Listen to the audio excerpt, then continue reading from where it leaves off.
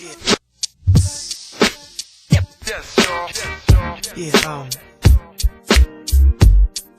6 they get caught up in the truth. Yeah.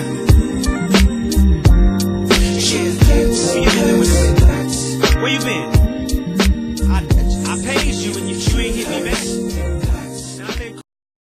Ladies and gentlemen, boys and girls, we are on the Truth Hurts podcast. And this is your host, Jonathan Blake Vasquez. And this is your boy H-Cap. We're in the building. Thankful for another day, another dollar. And we have a special guest with us as always, because every guest is special that we bring to y'all. And he goes by the name of Malik, a.k.a. Leaky. Damn, you must have did research. It's places, but for you to pull that out. Wait, what's your nickname?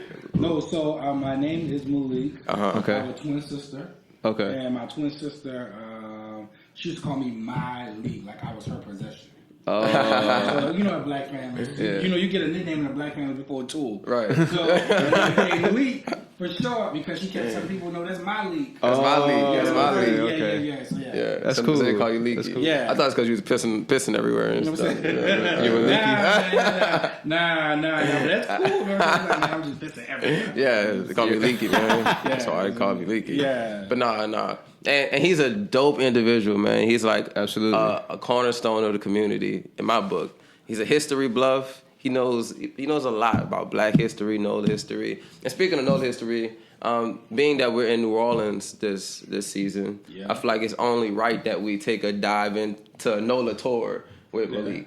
And let them know about what is NOLA tours. And I'm a visitor here in the city, so definitely am interested in going on this tour with you. Okay, cool. You definitely got to. Maybe our whole team can do it. Yeah, for sure. I mean, maybe I can record a little bit of it or whatnot. I don't know. Right. Absolutely. But so I do own my own tour company. Exactly. Which is called No NOLA Tours. Mm-hmm. No NOLA Tours is a company that's based on telling those stories from the African diaspora or from the side of those stories that you normally don't get. In normal tours, you know what I'm saying? So normally, let's say you come here and you may get a French Quarter tour or something like that, and it's ironic that sometimes people would not want to talk. That happened to me when I'm on the podcast too. Right. Terrible. No, yeah, it ain't terrible. It happens, you know what I'm saying? So with No NOLA Tours, we focus on making sure that people understand how important the central is that people of African descent have built New Orleans, and also the uniqueness of New Orleans. Because you got other cities in America, but you don't have any city like New Orleans. Right. So most people really don't realize what makes New Orleans New Orleans. So that's what we break down. No doubt. Definitely. And it sounds like Go ahead. It sounds like you give that point of view from the African side of things. Definitely grounded in the African diaspora. But like I said, New Orleans is unique because there's so many different ethnicities. Yeah, no doubt. That make New Orleans wonderful and special. But I feel like it's not a lot of tours that give that perspective from the perspective you're giving it from. Unless you're going to like a plantation tour and not really. And that's like sad type of. So only just recently has there been in Louisiana. There's a plantation that just recently opened called the Whitty Plantation, and they exclusively focus on telling the story from the African side of it. And they're the first one who do it, and now the other plantations kind of up the river are trying to kind of duplicate a little bit.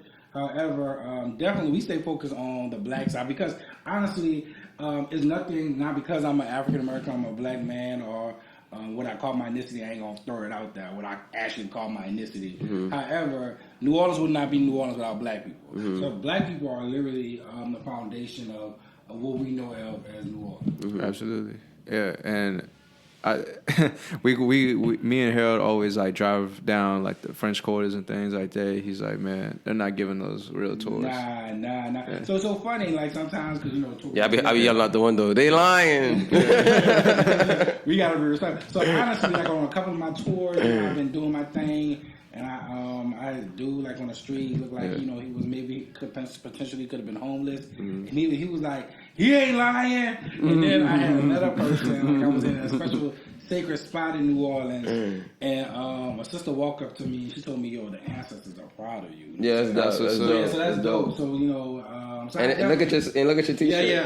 My ancestors wild as great. So it all fits. So I try to do this work, but understanding that I've always loved history, I have a talent for history, but I understand that my gift is not my own. Mm-hmm. So when you have a gift, you are supposed to give your gift back to the people what God has given you. So No doubt. that's how I view my gift with history. Because a lot of people really don't like or understand history. So because I can make people understand and appreciate history, I view that as a gift. That's definitely a gift. Yeah. When I like my first time really meeting you, I was with a friend of mine, and we were at the B.Mike studio, and we did a tour with you. You remember that?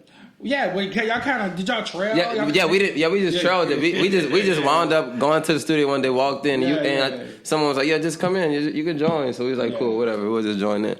And the tour that you gave was like amazing. I was like, "Wow, this dude really has a talent for this." Well, giving tours is definitely something that I'm blessed in doing, but also Studio B is a magical space. So yes, no doubt. New Orleans, you gotta definitely go visit. You definitely gotta go inside of Studio B and see B.Mike's artwork because it's just moving when you walk in and you see what this young black creative brother has done with this space. So yeah, it's awesome. Yeah, it's dope, no doubt. So are you real close? Like you and Mike B, do y'all grow up together? Mike B. You know, he just posted about that. He just talked about it. My name is not Michael. He just made Mike B. My fault. No, that's okay because he was like, and he gets why people call him that. His name is Brandon. Okay. And then of course his middle name is Mike. Okay. Michael. So his friends I call him B.Mike. B.Mike. So that's what we call him, B.Mike. Mike B. No, B-Mike. honestly, Brandon is now because Studio B has been open for 3 years. I've been working at Studio B for 3 years. Studio B was not supposed to last that long. It was only supposed to be 8 months. Right. And tell us about how Studio B even got started, as far as like where it came from to where it is now. Well, I don't want to ruin B.Mike's story. Yeah. B.Mike may come on a podcast. Right, he gonna run it. We got B.Mike bring that. Exactly. In his own words. Exactly. And, but B.Mike is a visual artist who have literally, he did a lot of outside installations, a lot of outside artwork, and his artwork is about empowering the community, black people, and he will just go in these spaces to empower them. And one big project led to another big project. And this project, the last project, Studio B, is an abandoned warehouse that B.Mike's transformed into his first solo art show. Yeah, and if you guys come to New Orleans, that's definitely a place you got to make a stop there, no doubt. So it's just a special place. Yeah. What are some other like if you have someone come in town, they're like, "Hey Malik, where do I go? I'm in New Orleans for the weekend. What do I do?" So there's a couple of classic touristy places, and I hate to put it out there, but there's some classic tourists. If you come to New Orleans, there's some classic tourist things you must do. Right, like go to Cafe Du Monde. Cafe Du Monde, you gotta go to Cafe Du Monde. You gotta have beignet. You definitely do. It's an experience. You just gotta do it. You gotta go to Bourbon Street at night at least once. Now, a lot of people go to Bourbon Street in the daytime, and even though the party don't stop, we all know the party kind of lessens. Yes, for sure. Now, when the night hit, that's when the party comes alive. So locals, people from New Orleans, we don't go to Bourbon Street a lot unless somebody come from out of town and we show them around. Yeah, exactly. Yeah. But if you've never been to New Orleans, you gotta go to Bourbon Street like one night, 12, 1, 3 in the morning. Guarantee you on Bourbon, you will see something that you have never ever saw before in your life. Yes. And then some of it you may not want to see it. That's true. Yeah, but you're going to definitely see something and be like, what? And it's going to be right there out in the open. You're going to be like, wow. And you're going to be like, wow. So, So it's crazy that we're like numb to it. It's like second nature. It's like we see it. But there's some things that be like, whoa. Yeah, some things. Like, are you hip to Quarter Confessions? Nah, I've heard about that. Basically they just go on Bourbon Street and interview people and ask them, "Hey, what's your deepest, darkest secret?" And they get all types. And they get crazy. And I gotta watch that. That's a podcast. No, that's they're Instagram. It's the Instagram. Okay, I'm on Instagram show. We just had them on the podcast though. Cool. I'm gonna definitely follow them. Yeah, they're pretty funny. But you gotta do that. You definitely anybody who steps foot in New Orleans definitely have to go to Congo Square. Yes, okay, Congo Square. He did show us that. So so now you gotta go and actually when you do the tour, I can be able to explain it. But Congo Square is so important creatively as well as spiritually. And why is that? I'm trying to give a mini tour right now. Exactly. I'm not gonna give too much tour, but Congo Square is very important because that's where during the colonial period where African people would go. every Sunday they were allowed to go there and be their true selves. So they were allowed to be Africans, but at the same time, while they were being Africans, they actually created what we know of as New Orleans culture. Yeah. So jazz music, R&B music, rap music. That's all that crazy. kind of That's stuff. beautiful. But not Mardi Gras. A lot of people don't realize Mardi Gras is a religious event. Yes. So Mardi Gras is actually grounded in Catholicism. Wow. So now there's some cultural things in Mardi Gras that definitely was influenced later by black people, but Mardi Gras technically is a religious event, and for people in New Orleans, it's actually Mardi Gras is actually a family event. Mardi Gras is actually a family day. Yeah. For most people in New Orleans. Yeah. Yeah. Not just say that's for sure true because Mardi Gras, all the family just gets together. Exactly. You know, and just commune together. Exactly. You know what I'm saying? But you gotta go to Studio B, you gotta go to Congress Square, you gotta take a NOLA tour. You got to. If you don't, you'll be doing yourself an injustice. You gotta take a NOLA tour so you can walk around and have an understanding of New Orleans. What else you gotta do? You definitely gotta eat at Dookie Chase restaurant. Dookie Chases? What about if you're vegan? You know what? I don't know because in New Orleans we put meat and seafood in everything. Yeah. This vegan is new to us. You know, and honestly, I would. At this point, I would believe that Dookie Chase has some vegan options. However, they have a new place open up, vegan sweet soul food. Yeah, which is there. The braid pudding is the truth. That rum sauce ain't that nice. Yeah, like that rum sauce ain't that nice. I know a person, and she had a party, and she had two. She had yaki meat with beef. You had the yaki meat from there? She had a vegan. I haven't had it, but she had a vegan yaki meat. Yeah. And then she had the braid pudding from Sweet Soul Food, and that was, and she had a whole party. And everybody was just fine because the food, like that braid pudding, and it was just awesome. I believe it. Yeah. That so sweet vegan soul food also make a yaki mean too. Yeah. Vegan yaki mean. You know what? I want to taste some more vegan sweet soul food. Like I never had a bad meal at vegan sweet soul food. Yeah. I just want to taste. But however, I'd be like, man, this can't be vegan, man. I be eating vegan sweet soul food. Like, I know. They got some cheese in this. They got something going on. In here, what an egg at? Exactly. I'm like, man, this is good to be true. It's too much flavor.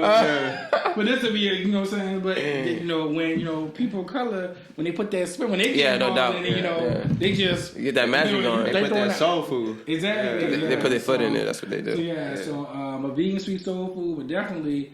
I mean, if you're not vegan, what if you're not vegan? Because Dookie Chase is the place to go because Dookie Chase is pretty much the longest African American owned restaurant in New Orleans. The name just kind of threw me off when I first I've never been there. Dookie Chase's name is a nickname. So it's the Chase. The real fan name is Chase. And Dookie is the nickname of the men. So there's a collection of fathers and sons named Edgar Chase, and their nickname is always Duck or Duckies or Ducks. So that's where they get that from, and it has passed down where they went to the restaurant. But the restaurant is important because back in the day that was the only fine dining restaurant. So in a city like New Orleans where food is so important, so this is where all of the black people like Martin Luther King, Ray Charles, Thurgood Marshall, James Baldwin, like if you was black in New Orleans, you wanted a fine dining meal, you went to Dookie Chase. That's dope. And this was before segregation. So after segregation, it was still a noteworthy place because all of these great black leaders ate here. And actually, even people in the civil rights movement, white people and black people, would eat at Dookie Chase because that was the only restaurant. A lot of people forget, like in the 1900s, 1920s, 30s, 40s, 50s. Black people weren't allowed necessarily to live in the French Quarter or be in the French Quarter. Okay. So if you went to the French Quarter, you were actually working. You were serving. You was a domestic. You was something like that. Yeah. So that was our place where we went to eat a good meal. So in a nice setting. I'm surprised that there wasn't segregation within the restaurant itself. Well, no, black people have always been around. Because think about it. For a while, like the French Quarter is a weird place because the French Quarter originally was not a segregated neighborhood. That's a whole other thing. Can't give them too much in the tour. Right. The French Quarter wasn't originally a segregated place, and that's because New Orleans was literally like where we are now. This is literally swampland. So the entire city was the French Quarter. So when they brought black people here, the black people had to live where the white people live. So actually, if you look at New Orleans, even if you look at the neighborhoods, we're dealing with gentrification now. But you may remember when you was a kid, most affluent white neighborhoods are near black neighborhoods. So there was never really a white neighborhood in New Orleans because Right. white people were accustomed to having black people around them in New Orleans. So look at St. Charles Avenue, and Exactly. three blocks away, you have the hood. Yeah, exactly. So there was never, up until like the 1940s and 50s, that's when you start getting segregated neighborhoods in New Orleans. But for the most part, black people and white people live together in New Orleans. And that's how you get this cultural mix. Right. Yeah. That makes sense for sure. So I think that we're gonna not give them too much. Not too much. Of the NOLA tours. Anything, you know what I'm saying? Yeah, You know what I'm saying? yeah. But let's dive more into we're in Black History Month. Absolutely. I feel like we have the Shout out to Black Black History History Month here for sure. yes. Even though I feel like we can't even fit all this history into a month. We can't fit all this history into a year. This is a lifetime of history. So let me drop something on you. Oh, snap. You about to drop it on my head. All right. So there are the African people who were here before the African slave ships were here. True. So always giving honor to those African people No who doubt. were here on the continent before our other African ancestors who were forced here. But then the first African slave ship or enslaved ship came in 1619. So this is roughly the 400 year anniversary of black people being on the continent in mass numbers. Wow. And then in 1719, the first slave ship came to New Orleans and brought the first African. So this is actually the 300 celebration. Wow. So literally, this year is literally black. Like the energy of this year should definitely be very, very black. No doubt. Yeah. No doubt. Especially, it should be transcending. Yeah. Yeah. So this is 400 years. You remind me of the Bob Marley song, 400 Years. Yes, that was his birthday. Yeah. Shout out to Bob Marley, no doubt. Yeah. No doubt. Happy belated. I don't know if I should talk to the mic. You know what I mean? No, you Yeah, you good. You perfect. So who's one of your favorite Black history people to talk about? Like your favorite activist, your favorite figure? I feel like it's a hard yours question. personally though. Yeah, that's extremely. I know it's hard. Okay, let's do a top 3. How about that? Okay, so top 3, definitely Marcus Garvey. Yes. Okay. Marcus Garvey doesn't give a lot of credit, but he actually had the largest African American organization in history. There has never been a movement larger than Marcus Garvey movement. And also, a lot of people don't know is his last place in the United States that he stepped foot on was New Orleans. He was He got shipped out of New Orleans as well. Yeah, he was deported from the United States from the dock of New Orleans. But another part of the story that people don't know is the day that he left New Orleans, thousands of black people came to the river to wish him well, so much that they had to put him on a ship so he can give an address or say he had to give words because they refused to allow him to leave without him saying something. Wow. So so he was a very important person in Black history that is not given the statue that he needs. And why was Marcus Garvey deported? The federal government arrested him for mail fraud and some other things. Nothing really serious, but it was chumped up charges. They was worried about this black man with all his power. With all of this power, he wasn't necessarily an American citizen, so he was an immigrant. So it was a lot of that. You're not supposed to be here, and you got arrested, so we're gonna deport you back. To your home, you know what I'm saying? So it wasn't nothing that was 21 Savage is going Yeah. through that right now. Exactly. You know what I'm saying? And based off your knowledge of Marcus Garvey, what do you feel like was his truth? What do you feel like his message was? You know what? That's kind of hard because sometimes we take leaders and we try to pin them. Put them in the box. Yeah, put them in the box Yeah. when they're still growing. You know, Malcolm X at one point of his life become a lot like Martin Luther King. True. Martin Luther King at the end of his life is Came very much like Malcolm X. You read Martin Luther King his last year of it's life. I'm fed up. It's he going around what's wrong with this dude? You know what I'm saying? So it's not so a lot, but sometimes the only Dr. King we get is love your neighbor, love. When Dr. King was no, we need to be transforming America because America is not right. You know what I'm saying? So yeah, we have to be mindful of that and give people space to grow.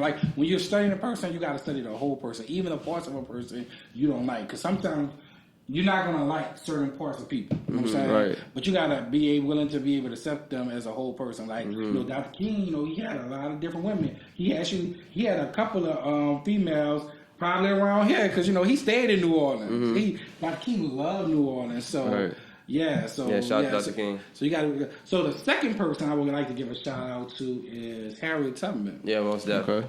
Harriet Tubman was a whole G out here in the street early on. First of all, Harriet Tubman knew her father and mother, and for an enslaved African in this time period, that's very rare. Right. That she knew both her parents, and she knew one of her grandparents. Wow. So this is very rare. So she was connected. Yeah. She got a lot of knowledge from the OGs. Exactly. Now, her grandmother, who was taken from Africa, she recorded her autobiography. Her grandmother would sometimes wake up screaming and shivering because her grandmother would have flashbacks from being transported from Africa to America. Wow. So until she died, she dealt with that trauma. That trauma and that mental trauma. And that's another thing. When I do a tour, I always talk about trauma, because when you talk about black people, we go through all of this difficult stuff, and nobody say trauma. Nobody enters the word that these people, these are humans. PTSD. Exactly, like a mother clock. For real. Well, I mean, we have people still have PTSD from Katrina. You know what I'm saying? And that gets passed down to generation to generation. Exactly. They feel like we should get over it, but also people alter their lives based off trauma. Like people don't do certain things based off of the trauma in the past that happened. So that's exactly. So there's a woman named Joyce DeGruy who written a book. She's a doctor, PhD, called post-traumatic slave syndrome. So she actually has a whole theory about black people and how we black people suffer from post-traumatic slave syndrome and post-traumatic stress from slavery. So she talks about that. But Harriet Tubman, I mean, a person who's resilient. Even like, think about it, she had a physical handicap where, because something happened between the master was beating somebody, she went to protect her fellow African, and she was hitting the head. So she was hitting the head, and sometimes she would be working and just fall out in a coma. Wow. So she would just fall out, and she would just go to sleep. Damn. And nobody, because her brain was partially damaged. So think about this woman, I'm going to run and get my freedom. Now, to go to get your freedom, you got to run miles. It ain't like catching a Greyhound, the Megabus. Right. You got to walk, run miles. Yeah. And she knew while she was walking and running, she could fall out. Yeah. But she still did it, you know what I'm saying? Soldier. So then she was like, you know what? My family's still in slavery. She's like, I'm going to go get them. So she go get her brothers. Yeah. Mind you, she still can fall out. Courage. Then she's like, I need to go get other black people. Now, one of the things is Harriet Tubman, she traveled with a gun. She stayed strapped. She stayed, but she had a huge shotgun. And when she would lead Africans to freedom, because the people, of course, when they started the route, some of them probably would have got scared. Some was like, leave me. I'm going to stay right here. I don't want to go the whole way, or I want to go back. She would literally pull out her gun and say, either you have two choices. Either you move forward with me, or you die right here. Damn. Gangster. So pretty much you're saying, I can't let you live, because if you live... You're going to give up us. You're going to give us up, and you're going to give up all the people who have helped us. Right. You know what I'm saying? So she's like, I can't let you live. Right. So she had... And she also had a famous quote saying, I freed hundreds of slaves.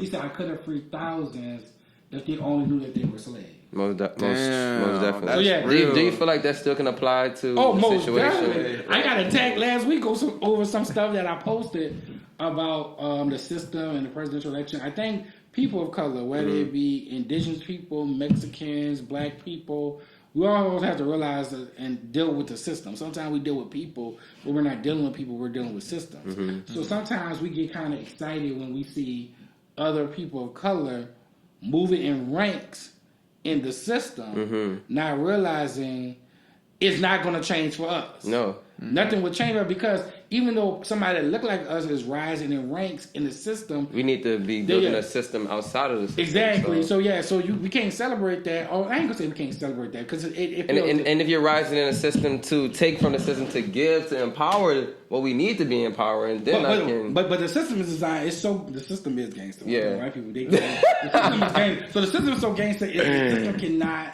destroy itself. Right. So we can't celebrate these people too much, because we have to remember in our brain that even though this person is a person like Barack Obama, he got swag. The man got a beautiful family. The man, and all that's fine and all that's cool. But when it comes down to liberating us as a whole, he's not able to do that. And when I say liberate, I mean liberating us economically, making sure that we're not leading in the prison incarceration system. Make sure, like I just read the other day, there's West Wego, a dude got caught with like marijuana in the car and this and that, and this dude, he's about to be charged, about to go to jail, and I'm like, and I'm talking, he had like pounds. I think like 2 or 3 pounds, something like that. He had some other stuff, and he also had a gun. But at the end of the day, you have white men in cities and states like Nevada and California who get millions off of marijuana, and now you got this black kid now about to go to jail for selling marijuana. So it's like society, like you can't have that. It's not it's not balanced at all. Exactly. And we're in the same country, so it's like it doesn't even make sense. Yeah.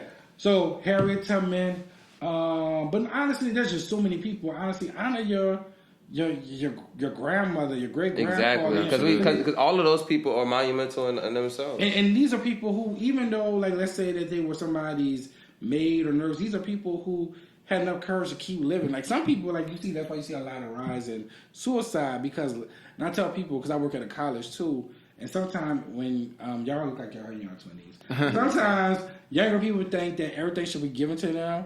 That life is easy. Life ain't easy. And when you keep living, life is gonna punch you in your face. For sure. The courage is learning from that and getting up off the ground. It's like, okay, I know I can't do that no more, and moving on. You know what I'm saying? And that's hard to do. So to our grandparents and great grandparents, I think about for all those people who lived in Jim Crow segregation and all of that, like they could have went crazy. But they still not only lived, but they had a power enough to love and make children. That's faith and that's courageous to me. You know what I'm saying? So shout out to them. So I think all of those people should get, even and those people are not perfect, but they have enough courage to live life and keep moving forward. Yeah, no doubt. Let's give a shout out to them as well, because I feel like they definitely get overlooked. You know, Now I don't know how much research you did on me, but I also do photography work. Okay. I feel like I knew that you dibbled and dabbled with the camera, but I wasn't sure. Matter of fact, I need to hit up this dude. I'm a little afraid because this dude, you know, they're selling stuff on Facebook. And he hit me up because I want like a camera to keep on me because like as an artist, like you're always in a constant state of creativity. Creativity. So I want a camera on me, not my really really good camera. Right. And I don't want to use my first camera because my first camera is like my baby. That it started on me on this journey. Yeah, that one you put on the shelf. Exactly. Yeah. So I was like, I need a camera to stay on me all the time, even when I'm riding my bike and stuff. So when I want to take pictures, I can take pictures. And this dude on Facebook is selling something. I'm like, like I ain't never bought something on Facebook for somebody. Like if I PayPal you this money, and I don't get my stuff, I'm gonna ride to Texas, and I'm gonna be looking for you. You know what I'm saying? So I'm like, so you put an M out. You put an MO out right now. Just exactly. You know what I'm saying? So I don't want to be caught up in that situation where I'm like I'm mad at because a camera that's not cheap. Yeah, how much is this camera? It's a nice, but it's like around $800-900. Oh yeah. I mean, honestly, it's a good deal. Because cameras cost way more. Yeah, no doubt. But it's still a nice professional camera. And but I do photography work. My company name is Frozen with a PH. I think I followed that page. Frozen Photography. Yeah. So Frozen Photography is my. I don't think I knew that was you. Now that I'm thinking about it. So Frozen Photography is my photography company, and actually last Friday I had my first. I guess you could say art show. My first. Oh, dope. Show. Yeah. So that was really cool. You know what I'm saying? So so we gotta come out to your events and everything like that. So another thing, NOLA Tours is not just about history. So every week I publish what's going on in New Orleans. So people can know kind of what to do, where to go, where to party. They need to know about DJ Rockaway. You know what I'm saying? I don't know if you know about him, but you need to check it out. Check him out. You need Tipping Point. You need to know about Pass It On, which is like a spoken word event. You need to watch. We gotta go Initially with DC Paul. Yeah, for sure. For the shout out to DC Paul. So so I want people to really get an understanding of what to do in New Orleans that's real New Orleanian. You know what I'm saying? Okay. And you're a host on Misbelief as well, right? Yeah, man. It kind of happened like this. Yeah. So DC Paul is a really good friend. He's also my frat brother. Okay. Shout out to DC. And we had him on the podcast last week. He mentioned it to the team. He mentioned it to the team. I didn't tell him I was going to be on. Yeah. I'll tell him when I see him. So DC, he was like, he started it, and I was like supporting my friend. Right. So like they live streamed their show. So when they on Facebook live stream, and then they was like, man, we got this question about New Orleans. He was like, Malik, you listening? Call in and let us know if we saying this right. You know what I'm saying? So they would do that a lot. You know what I'm saying? And then there's a session where we always honor somebody from the past at the end of each show. We call it our Sanko. Oh, that's dope. Yeah. So, I would help them with that. So a lot of the cast members are actual professional actors. Now DC does a lot of things, but people forget that DC is actually The actor. a professional actor. Yeah, He for is, sure. yeah. So he's an actor. So one of the castmates had to go on site and go out of town for a gig. And so of course they was down to co-host. So he was like, "Hey Malik, you call in the live? Can you step in, maybe co-host for a little while?" I was like, "Yeah." So I did that, and I never left. So, That's what's up. so I kind of You grew in there organically. Yeah, exactly. So I kind of got added. So, but really good time, really good show. And that shows how when you support your friends and things like that, you never know what opportunities may come from it. Yeah, actually, there was. What is this young lady? I don't watch the show. Issa Rae. Yeah. So Issa Rae came to Dillard. She came to Dillard, and she said, "I don't believe in networking up. I believe in networking around." Yeah. So she said, "I understand my friends have everything I need to get me to the next level." No doubt. So she was like, so with her, like she started, I guess, doing a YouTube kind of like a YouTube version of her, Or like her skits or TV of her shows. skits and stuff. And then her people saw it, and it became an HBO show. Exactly. Just So off she the was- support. and just off support, and just off of YouTube. Yeah. So I'm saying, so this Issa Rae is literally, making millions. Right. And of course she hired her friends. They were actors and stuff like that. So literally, man, we talented, We're all we got. We all we need. We all we need. Yeah. We got everything we And need. we got everything That's what that card told me, right? Yeah, exactly. Yeah. They got a card? You know what I'm saying? I actually need to know. We all we need. You know what I'm saying? So we all we need, real talk, man. Between YouTube, Instagram, Absolutely. you can market yourself, you can produce yourself. Right. We just gotta support each other. Yeah. Keep everything. And then another thing, keeping our dollars within our community. Exactly. I know you do that. Yeah, definitely for sure, a lot. for sure. And I do that a lot Yeah. as well. But we definitely have to support each other, whether it be clothing. Yes. Like, why we wearing anybody else's clothing if you're not wearing like? And that's what I said yesterday. I was like, man, why y'all complaining about Gucci making a blackface? So Right. I said, I'm trying to be Oh, yeah, geared I see down by that. nobody but New Orleans. Like, Exactly. I want like, this is somebody from New Orleans. I got a shirt that's Rockaway shirt. I got this Everything crystal, NOLA. somebody from New Orleans. Exactly. So yeah, I'm just waiting for somebody from New Orleans to. Like we blowing the stores, blowing bags. Why you not going to the jazz market blowing bags? Exactly. Like I go You know down and be what I'm like, okay, what can I buy? I say, okay, cool, I Right. like that. Now this is actually my first crystal I bought. It literally called me.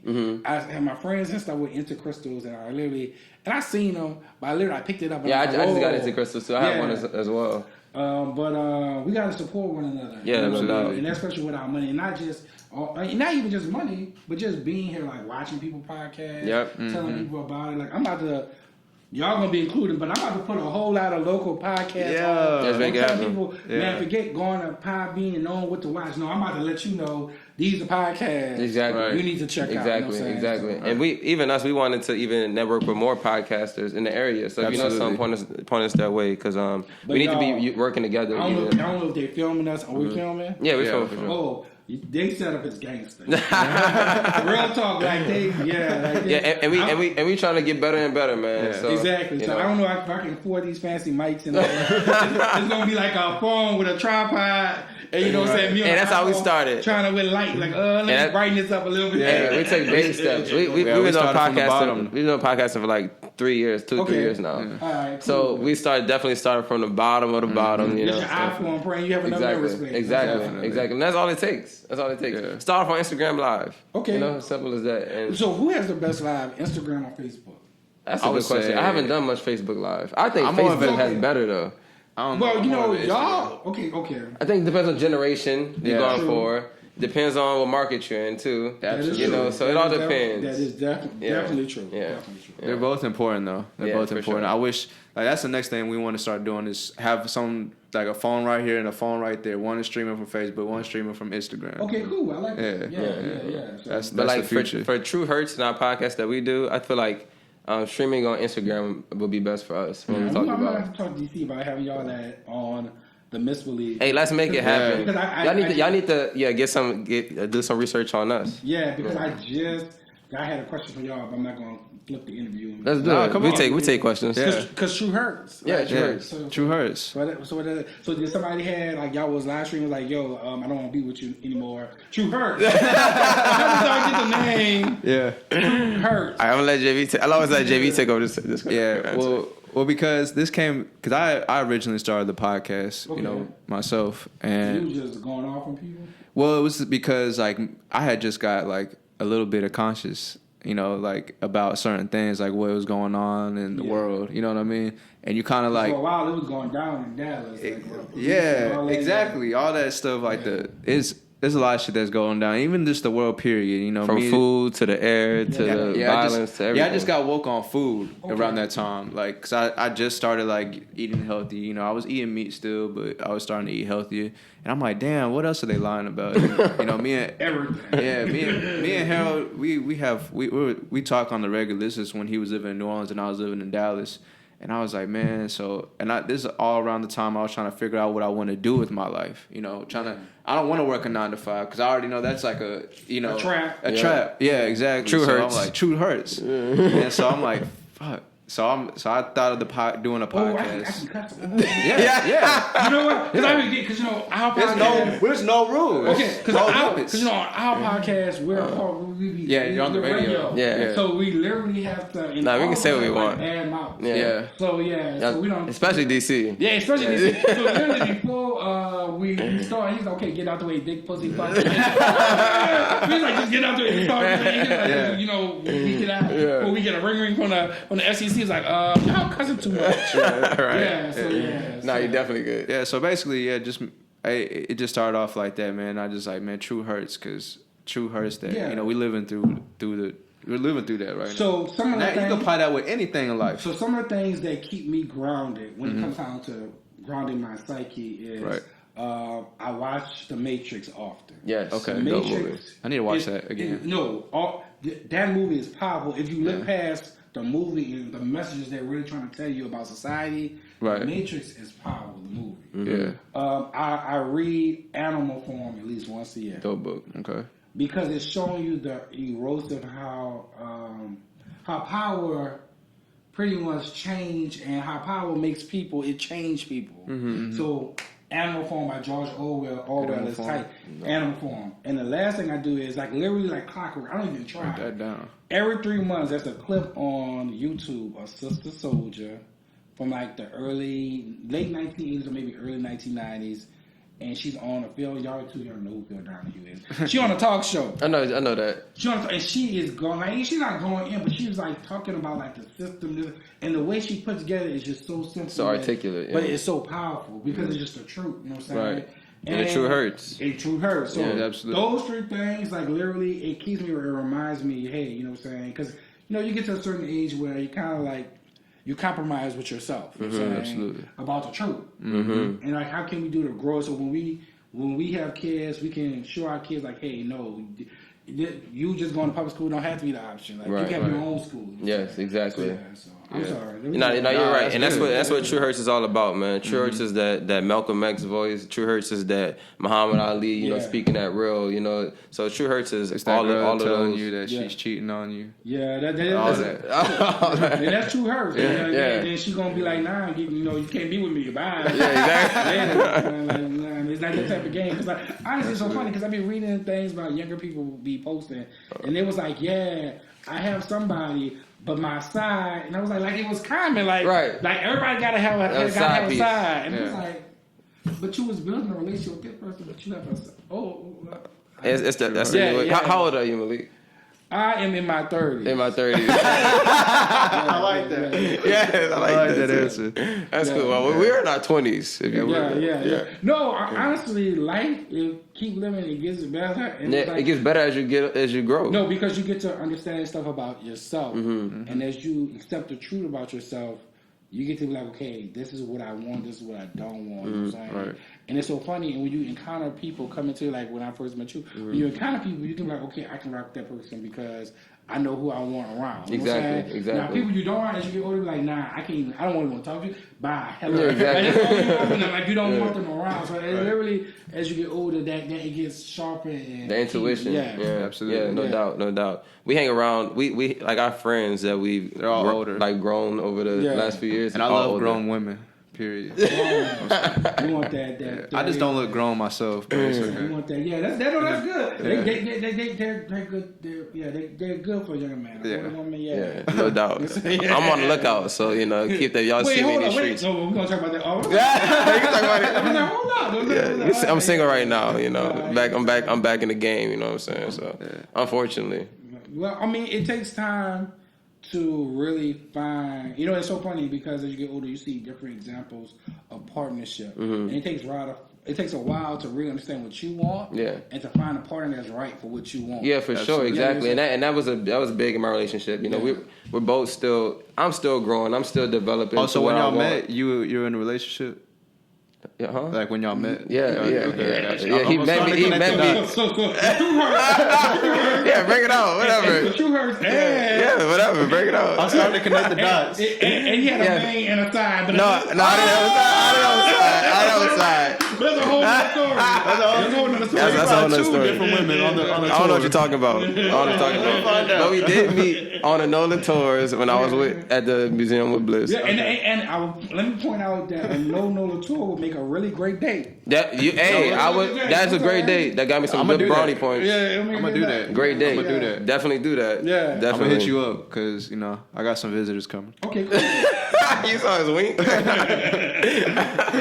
nah. Yeah. So yeah, man, it's just about growth. And like you said, you got the place I'm trying to go. Yeah. Everybody's not gonna be trying to go there. So it's like my space is real narrow. Yeah. You know, so for me to find that special purpose and the stars is gonna have to align. Yeah. And it probably won't even be in America. Most likely, it'll probably be somewhere else. He done jumped. He got the whole continent. Yeah, it probably won't be in America. It's not gonna be in America. It might. I don't know. He said he's looking into to Ghana. Yeah, exactly. Yeah. Ethiopia. Exactly. Like he just jumped, but that's okay. I even go to look into That's HCAP for you. What's that lady? Honduras. I don't go to Honduras. But True Hurt, I really 2019, God willing, I really would like to travel out of the country. You know? No, for sure. Like I love traveling. It's something that I did before I actually moved back. And I really would like. I want to go to Cuba. I want to go to Africa. I want to go to Haiti. Yes. I want to go to Belize. I'm scared to go to Africa. Why? I'm not scared to go to Africa because of stereotypes. I'm scared to go to Africa because I think you don't love it. You don't want to leave. No, I think I'm not gonna leave. Yeah, you're not gonna want to leave. So I think especially knowing you're gonna get lost in history. You're gonna be like, so much history. I would go to Africa or West Africa, like I literally, especially if I go with my camera. And I'll be like, yo, you need to go for at least a month. Money, and you know what I'm saying. So that's my only hesitation about visiting Africa. You need to go for at least a month. I know. When I went to Africa. I've been to Liberia, been to Gambia, and I've been flowing through Ghana. Yeah. So I'm here like Ghana, South Africa, Nigeria. I definitely want to go to Senegal. I'm a little nervous about doing that DNA test. I think the government be doing I don't trust them. Yeah, I think the government doing it. So people's like, man, you love history. You ain't did ancestry.com yet? And I'm like, I think something about me is keeping me. I think if you could. I feel like everything we need to know is already within us. I know, but something about having it on paper, like 30%, 40%. So when you go there, be like, I want y'all. Yeah, I don't know which one, but I want y'all. You know for sure. Well, men, we just love facts, period. We love facts. So, like, when we see that, it was like, oh, that's exactly. facts. You know what I'm saying? But some people, them ancestry tests be messing people up because people do them tests and be figuring out that daddies and mamas ain't just say like, you be getting them tests and they be finding out some stuff. They didn't want to go that deep. They didn't want to go that deep. So, I kind of want to check mine out too. You know what I'm saying? So I got a little bit of everything. I got an older lady who's my friend. Her husband took the test. You know, just trying to find out where he from in Africa and stuff like that. It came back and he had a match. And it said, this person is either your father or your son. He knows his father. Right. And so he has to go to his wife and be like, this thinks potentially that this person is my son. She's like, what you talking about? So they talking. It's from somebody he had relations with while in college. And this woman did not know that was his son. Dang. What? In college. That's and I'm talking about it was like crazy. 40 years later. That's crazy. Now that's crazy. That's crazy. I mean, what would you do that day? Man, I mean, you know, because I think a lot of times back in the day, they was just switching black babies I feel like that happened a lot. Him, you know? Yeah, right.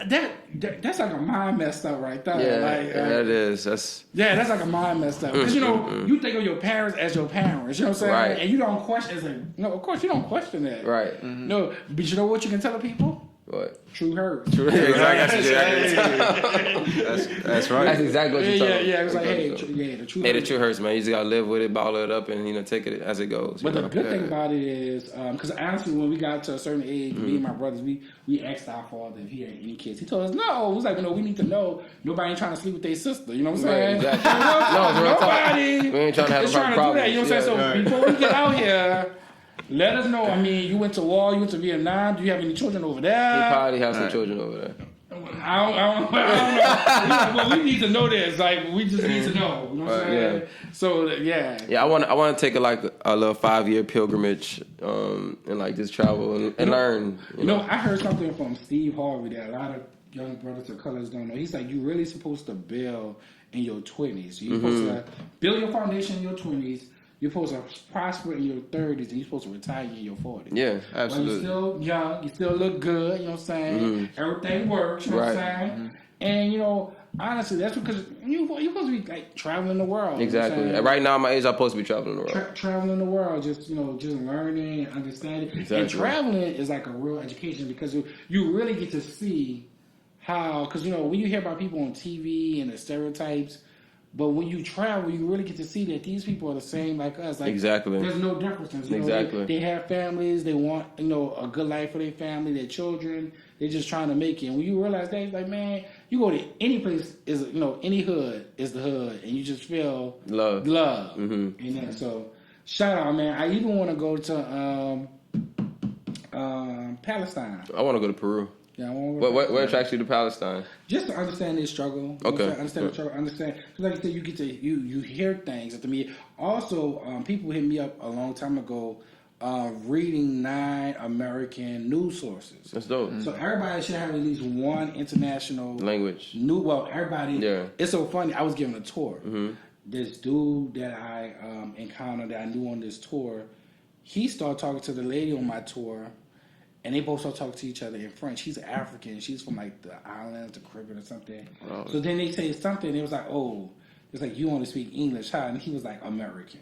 Yeah. I was like, damn. But you heard. Yeah, you heard. Yeah. In any other country, any other nation in the world, everyone is bilingual, but American. Yeah. Damn, that's crazy. crazy. So literally, when you go, So our box is closed. Yeah. Your mind is closed. So but the thing is, when we go to other places in the world, we demand that they speak our language. They speak English. It's like if you don't speak English, we're not talking. Yeah, you're not even. We're not even trying to even learn your language. Like we go to China and be like, what? No, English. Right. Right. Yes, McDonald's English. You know what I'm saying? Yeah. So honestly, so that whole arrogance of being an American and that expectation that everyone has to know your language. Know your language and cater to us. So yeah, but and it's so funny. It's like we should know other languages, but since we have been a dominant power in the world for the past maybe like 80, 90, 100 years.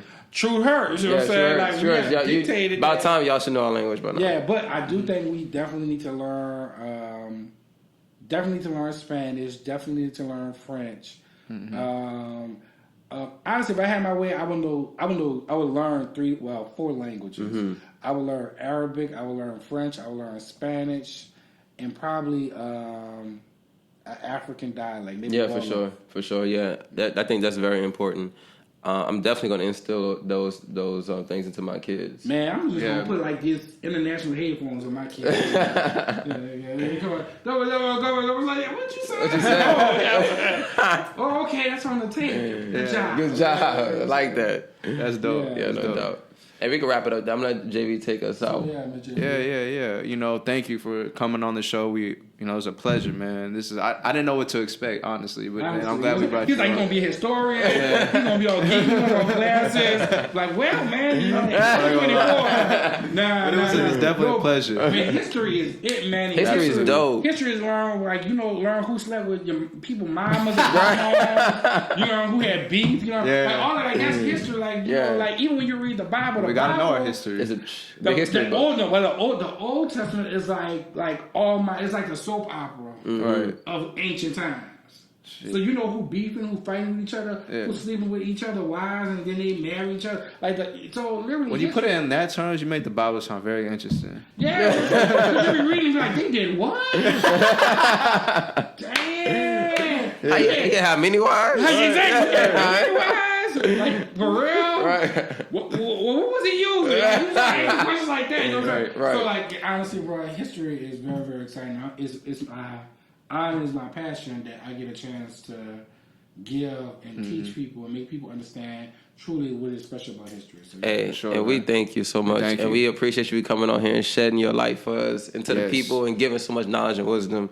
Make sure y'all come and support No NOLA Tours. And tell them where they could follow you. Oh, okay. So they can follow me on Instagram, Facebook, Twitter. I really don't I have it, but I gotta do better with Twitter. But shit, you're doing better than me. It's all KNOW, NOLA, NOLA Tours. They can also go to my website, www.nonolatours.com. And I would definitely like to give a shout out because, like, my images, we can come back and we can talk about photography. Yeah, I was about to say that too. I want y'all to check out Frozen Photography. Yes. That is with a PHROZ. And shout out to Frozen Photography. Yup. Honestly, I have a passion of making sure, like, of capturing images of real New Orleans and New Orleans people. Sure. So check out Frozen Photography. Most actually, definitely. if you go to Ashe Cultural Center, I have my display is still up. Oh, that's dope. I don't know how long it's gonna be up. Hold it and take it down. Go check it out. Yeah, go check it out. Yeah, for sure. And you already know where to follow us at True Hers Podcast. All social True Hers media Podcast. platforms, Twitter, Facebook, YouTube, Instagram, all that, man. And we need some feedback. We definitely need some feedback. So we need some likes, some ratings. You know what I'm saying? We try to make a living out here, you know what I mean? And we some minorities and, you know, we trying to build. Don't worry, they're about to have a show. Really. Yeah, no doubt. It's already here. It's already here. We built it. You know, already know. And thank you. Thank you again, guys. Love Thank y'all and for peace. tuning in. Peace.